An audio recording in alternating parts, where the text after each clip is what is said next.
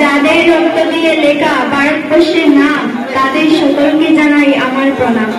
উপস্থিত সম্মানিত অতিথিবৃন্দ, শ্রদ্ধেয় অধ্যক্ষ উপাধ্যক্ষ, শিক্ষক ও শিক্ষিকা মন্ডলী এবং আমার ছোট বড় ভাই ও বোনেরা, আপনাদের সবাইকে জানাই আন্তরিক শুভেচ্ছা ও অভিনন্দন। আজ 15ই আগস্ট ভারতের স্বাধীনতা দিবস। এই বছর আমরা আমাদের দেশে ৭৯তম স্বাধীনতা দিবস উদযাপন করছি। 1947 সালের এই দিনে ভারত ব্রিটিশ শাসন থেকে মুক্ত হয়ে স্বাধীনতা লাভ করে। 15ই আগস্টের দিনটি প্রতিটি ভারতীয়র জন্য অত্যন্ত সম্মান ও গর্বের দিন। ভারতীয় দিবস ভারতের একটি জাতীয় উৎসব।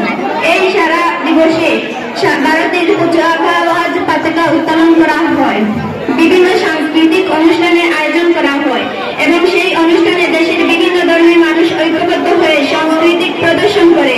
দেশের বাইরে বসবাসকারী ভারতীয়রাও এই দিনটি খুব উৎসাহের সঙ্গে উদযাপন করে। আমরা কৃতজ্ঞ মহাত্মা গান্ধী, নেতাজি সুভাষচন্দ্র বসু, ভগৎ সিং, বাল গঙ্গাধর তিলক, জওহরলাল নেহরু, লালা লাজপত রায় সহ সকল মহান স্বাধীনতা সংগ্রামী সন্তানদের কাছে জানাই, যারা ইংরেজদের বিরুদ্ধে লড়াই করে